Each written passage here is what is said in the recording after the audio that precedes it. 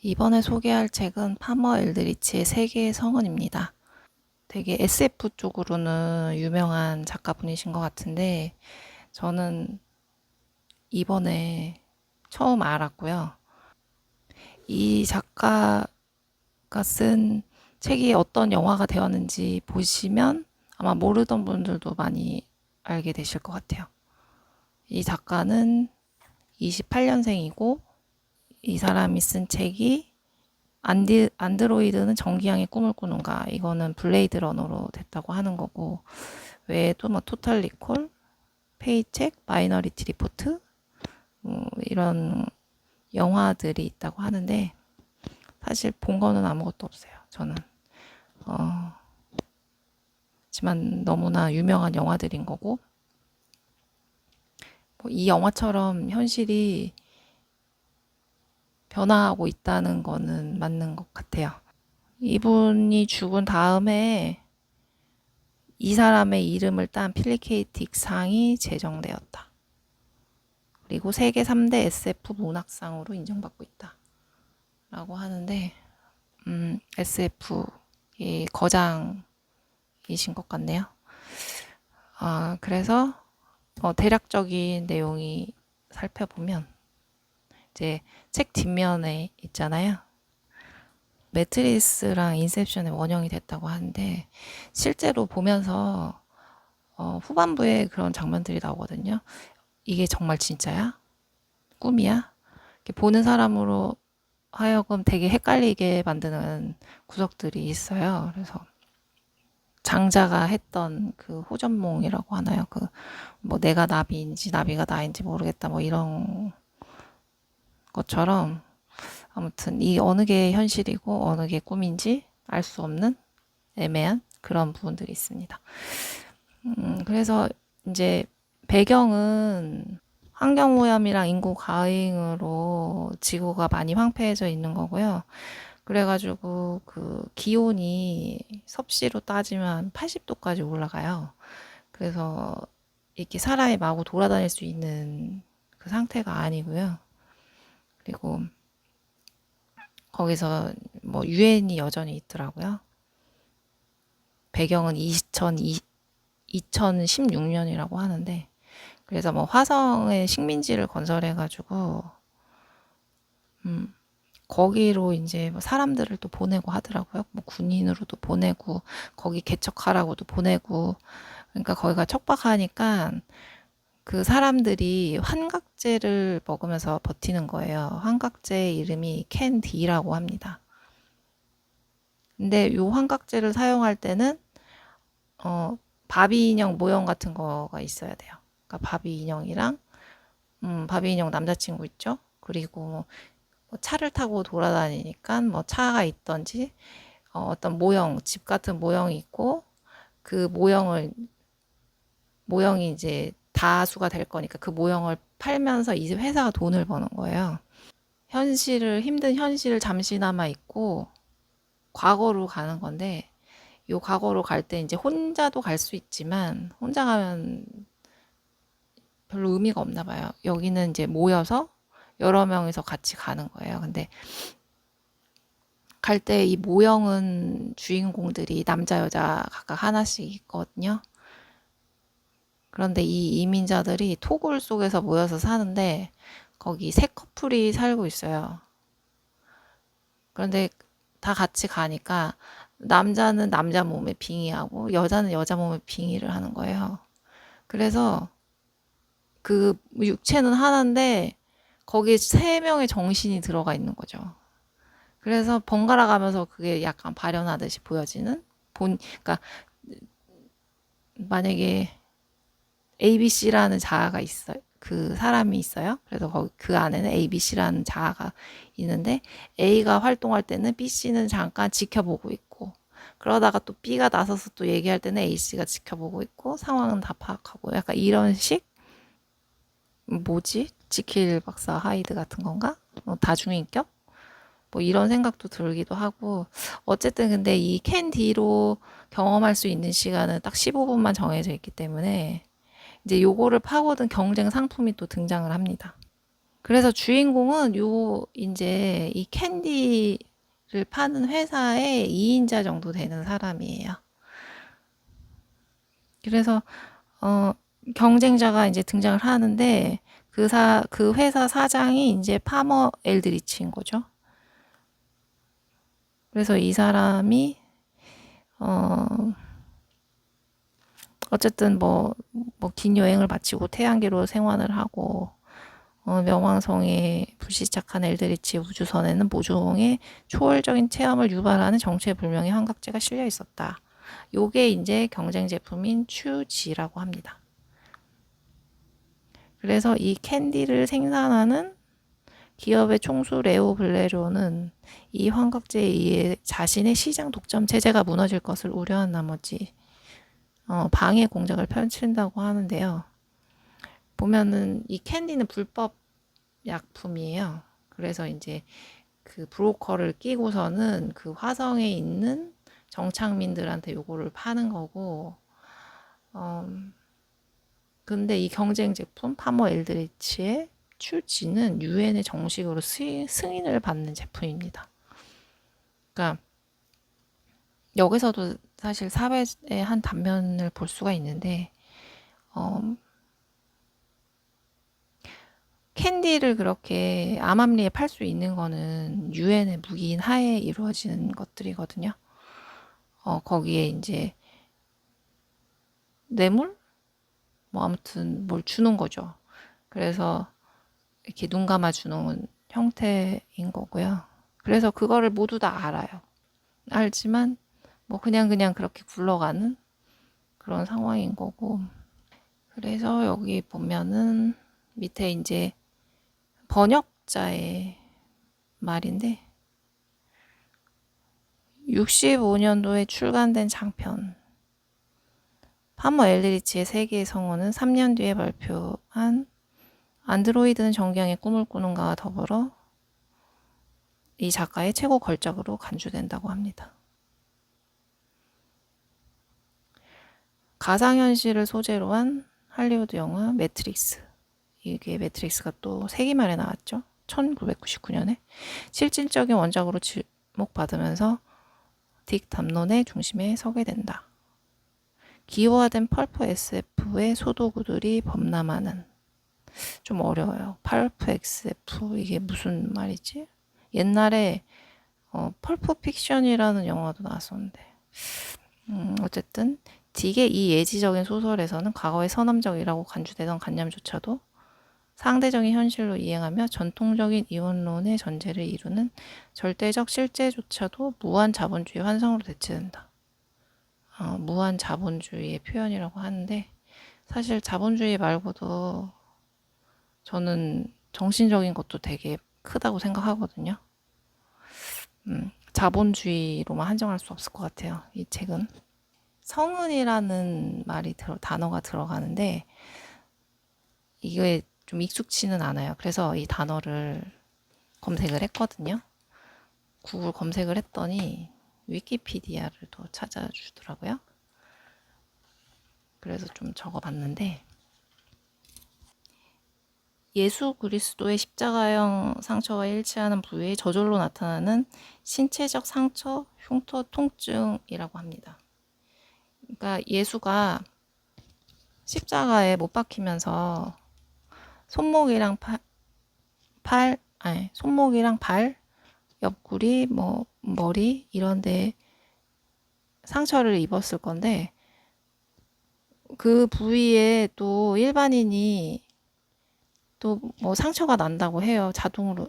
자연적으로 생긴다는데 사실 좀 납득은 되진 않거든요.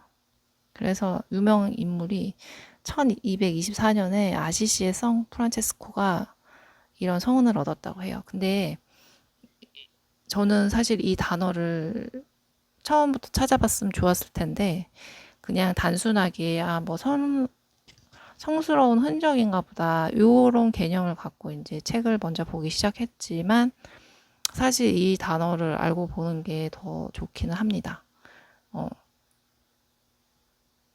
저절로 나타나는 신체적 상처라고 하고 그리고 이 이제 책을 보시면 아시겠지만 이거를 그 예수 그리스도의 비유를 한다? 그러면은 여기서 나타나고 있는 인물을 파머 엘드리치는 그러면은 이 사람이 예수 그리스도야? 뭐 약간 이런 생각이 들기도 하고 비유적으로 좀 여러 가지 생각을 많이 해볼 수가 있는데요. 그래서 이제 회의론이 들죠. 현대적 관점으로 봤을 때는 이거는 뭐 스트레스나 히스테리 자해로 인한 신체적 외성으로 발생하는 거 아니냐. 그리고 뭐 특정 질병의 신체적 징후가 아니냐. 이런 의견이 있기도 한다는데 어쨌든 참고로 보시면 될 것 같고요. 그래서 사실 처음에는 대수롭지 않게 봤어요. 그냥 잔잔하니 봤는데 이게 마지막 뒷부분으로 갈수록 너무 몰입하게 되고 생각도 많아지고 그러면서 점점 속도가 느려지는 여기 나오는 등장인물을 잠깐만 살펴보면 아까 얘기한 캔디를 만드는 업체 이름이 레이하우스인데 여기에 사장이 있고요. 그리고 주인공이 바니 메이어슨이라고 이제 이 회사의 약간 2인자 정도 되는 사람 그리고 그 회사 사람들 뭐 비서도 있고 관련된 사람들 뭐 펠릭스 브라우라고 경찰 조직 그리고 이 주인공의 전 부인 이혼했어요.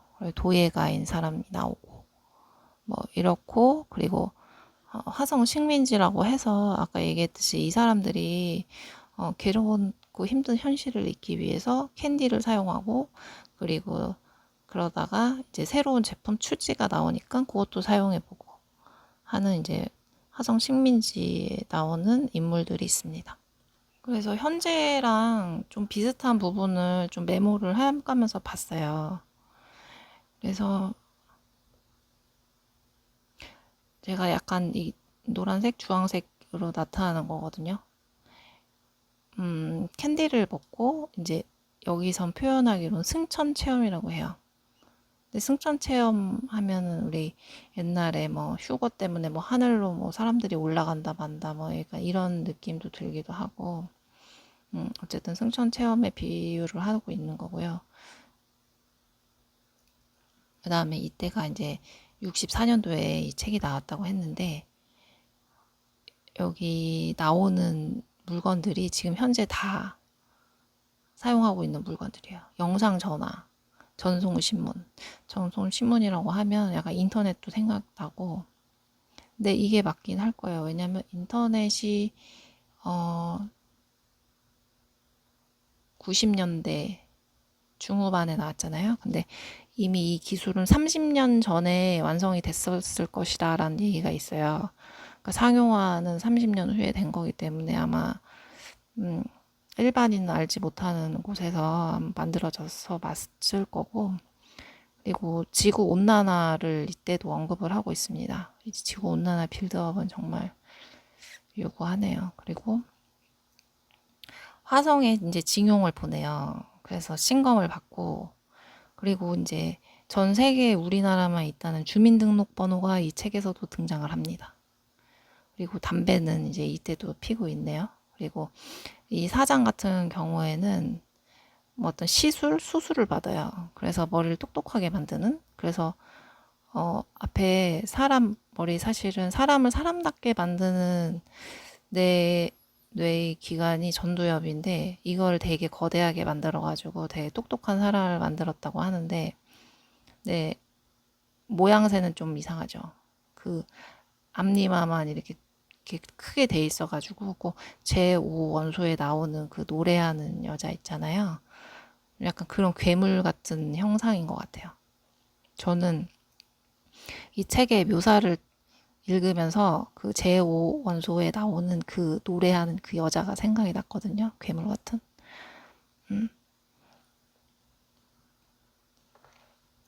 그러고 또 희한한 물건이 또 하나 등장을 하는데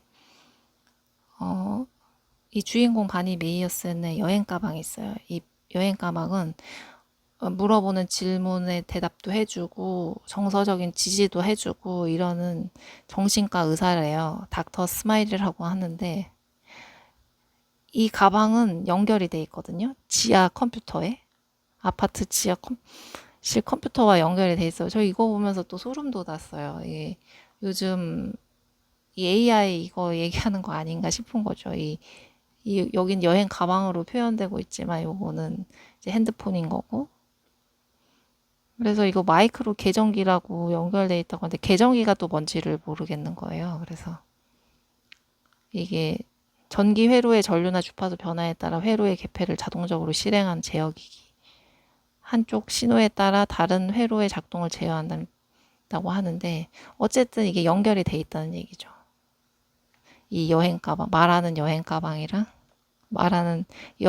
정신과 의사랑 아파트 지하실 컴퓨터랑 그리고 여기 화성 식민지에 대한 또 이제 설명이 나오는데 그 유엔 우주선이 위에서 기초 식량을 떨어뜨려 줘요. 그러면서 이 사람들은 토굴에서 살고 있고 되게 사는 게 되게 지겹고 힘들고 좀 그런 상황인 거고요. 이렇게 배급하는 느낌도 들고 뭐 지금 전 세계적으로 추진하고 있는 이런 정보 사업들이랑도 좀 비슷한 느낌을 받았고 그리고 유엔 이 사무총장이 나오는데 이 사람 밑에 법무청 청장이랑 마약 통제국 국장이 있는데 이 사람이 암암리에 저 캔디 다 허용해주고 어떻게 보면 캔디 마약 같은 거잖아요. 그러니까 마약의 유통도 하고 통제도 하고 그리고 범죄인 잡는 법무청 청장도 하고 그렇죠? 좀 아이러니하죠. 한 개만 해야 되는 거 아닌가요? 어쨌든 그러고 있는 거고 여기 보면 성경적인 인용 같은 것들이 나오는데 바울이라는 사람이 얘기를 했대요. 예수의 제자겠죠. 우리의 적이 죽음이라고 했어요. 우리가 극복해야 할 마지막 적이니까 아마 최대의 적이라고 할 수 있겠죠. 바울에 의하면 우리 모두가 육신뿐만 아니라 영혼까지 죽을 운명에 처해 있어요. 육신과 영혼 양쪽이 죽음을 맞이한 뒤에야 우리는 다시 태어나 영생을 얻을 수 있다는 거죠. 피와 살로 이루어진 몸이 아니라 불멸의 몸을 두르고 말이에요. 이게 영생을 꿈꾸는 것 같은데 글쎄 영생을 왜 꿈꾸지? 라는 의문이 듭니다.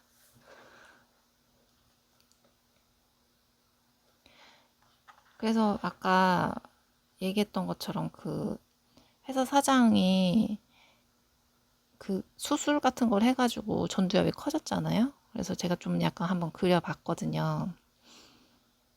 키틴질에 외피를 싸느라고 머리가 좀 한쪽으로 이렇게 동그랗게 대머리 이렇게 튀어나온 것처럼 돼 있고 이요법을 받은 머리라고 합니다. 풍선 대가리 같대요. 뇌수종 같은 모양. 눈썹이가 부풀고 코코넛 같대요. 그래서 이제 요 요법을 받은 결과는 강력하고 광범위한 이해력이라고 합니다. 그래서 머리가 좋아진다고 하는데 이게 부자들만 받을 수 있어요. 돈이 많이 들거든요.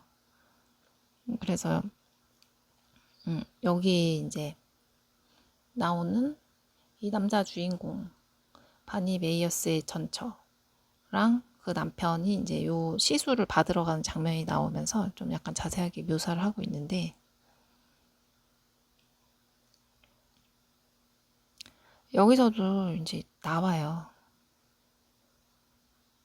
돌팔이 의사랑 별반 다르지 않다. 이 요법 산업 전체가 일가성이고 그것도 이제 자기 분수에 맞지 않는 존재가 되고 싶어하는 인간들의 허영심을 등쳐먹음으로써 성립한다. 사실 그냥 수술 받아서 그냥 쉽게 쉽게 이루고자 하는 그런 거죠.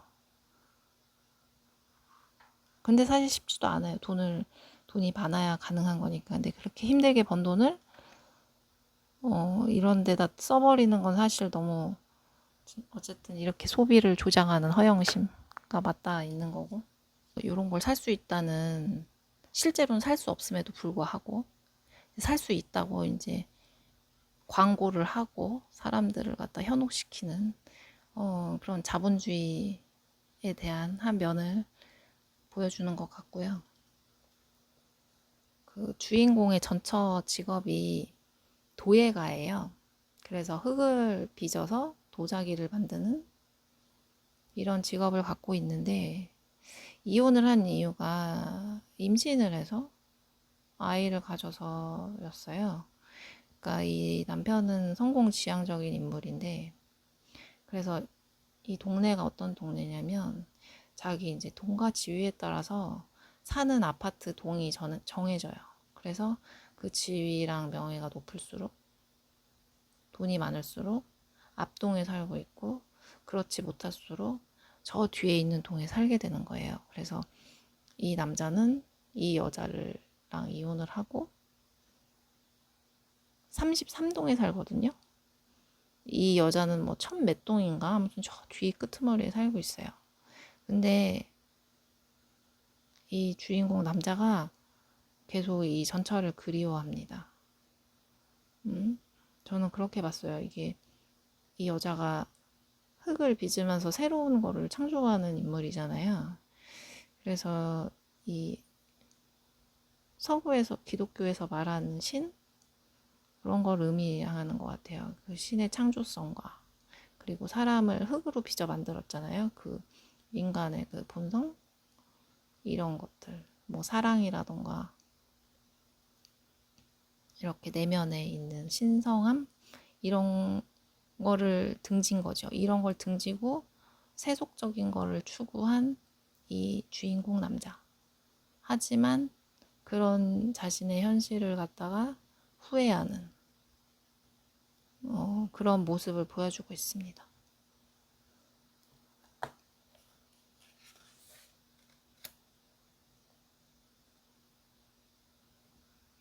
그래서, 그리고 또 이거 보면서 충격적인 거가 있었는데, 여기 이제 작가가 파머 엘드리치의 외모를 묘사를 하고 있어요. 근데 그려봤거든요. 의안을 눈에다 하고 있어요. 이 사람이 눈이 멀었대요. 근데 이 안경이 그냥 뭐 안구를, 이렇게 둥그런 안구를 삽입하나 했는데 그게 아니고 고글처럼 이렇게 긴 눈 전체 두덩이를 감쌀 수 있는, 양쪽 눈을 감쌀 수 있는 이런 형태로 이루어져 있는 고글 같죠. 근데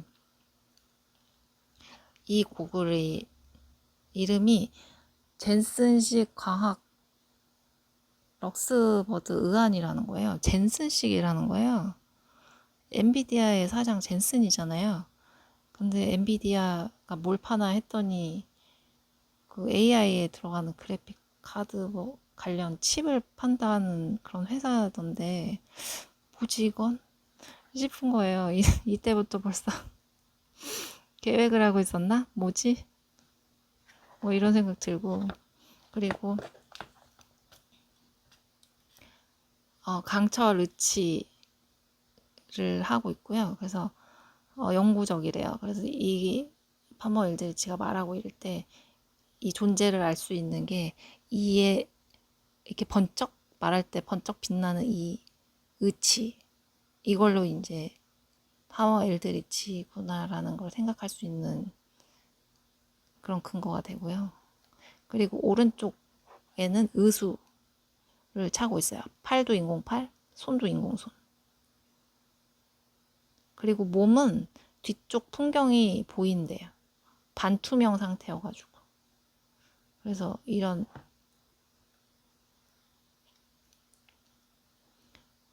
외모를 갖고 있다고 하는데, 이게 세 가지 성은이라고 하는 거죠.